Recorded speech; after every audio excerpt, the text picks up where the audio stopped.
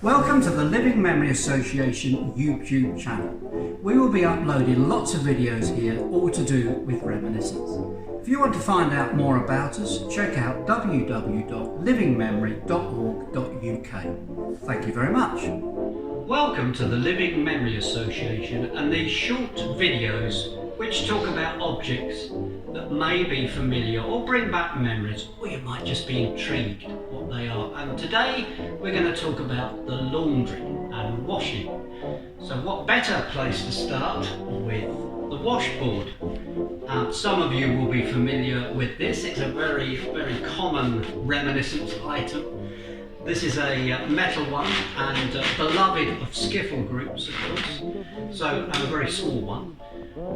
We also had, if you were being a little posher, you have these glass ones here, which you can see. Now, you use them, you put them in your sink, and you would use a bar of soap. And how about that for a bar of soap? You place the bar of soap there, you get your washing, get it wet, and then you rub it on there. I'm sure some of you might remember that, or your granny or your mother might have used an item like that. Or you might have used this here, which is a washing dolly. Now this is a lovely copper one. So you place that in your sink or on your bowl on the floor, and you'd use it like that to agitate the washing. And here is a considerably bigger one, which would give you certainly a lot more agitation. So that's if you did your washing at home. But did you go to the washhouse? It was a very common thing, a very common place to go to. People remember having a certain day and a certain slot, which they usually had every week, and you take your washing along. There'd be not automatic machines, but big machines that you could do your washing in, and clothes airers and dryers. And you take your washing along, quite often in a pram. That was quite a common way to carry your washing about.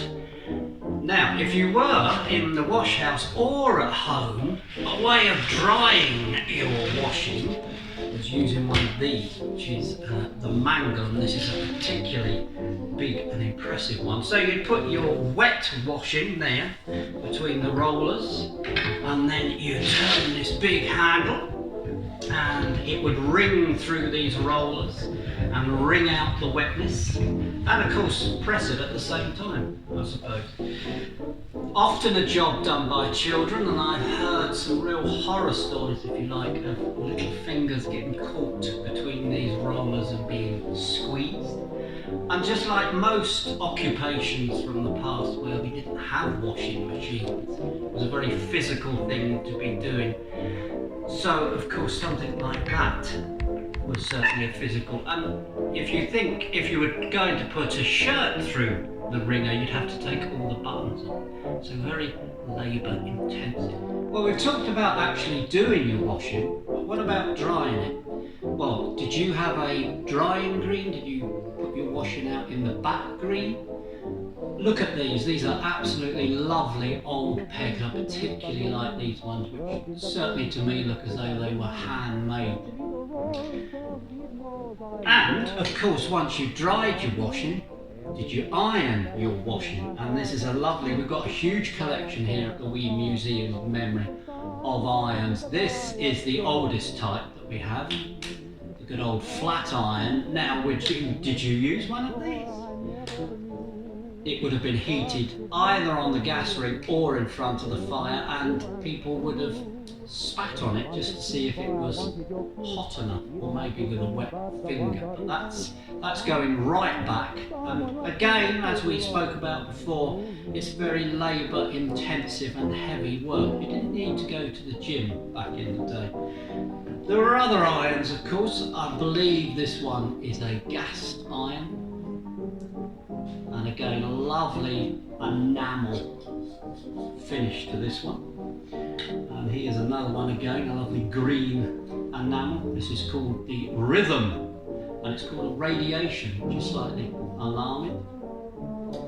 So that was ironing. Now, eventually, of course, they came along with washing machines, and I particularly remember our first washing machine my mum and dad got was actually the twin tub, and this was like a revolution in washing machines. And I particularly remember this item here was used an awful lot in the twin tub washing machine. And the one we had, I do remember that you'd have a boiler one side and then a spinner the other, so that would agitate your washing automatically, but you would have to pull out your washing from the boiler side and put it into the spinner and then spin it. Now, I remember our one didn't have a safety catch on it, so you could actually put your hand in the spinner when it was actually spinning, which obviously would be far from health and safety. Now, and of course with washing machines would come washing powders, so we've moved away from blocks of soap and we now have these packages, which are obviously where the term soap opera comes from for those weekly television programs, because they were sponsored by soap companies. Well, I hope that's brought back some memories for you. If you have your own memories and you'd like to share them with us, please contact us. You can do so by looking on our website at www.livingmemory.org.uk. You'll find all our contact details there. And thanks once again for watching. I'll see you next time.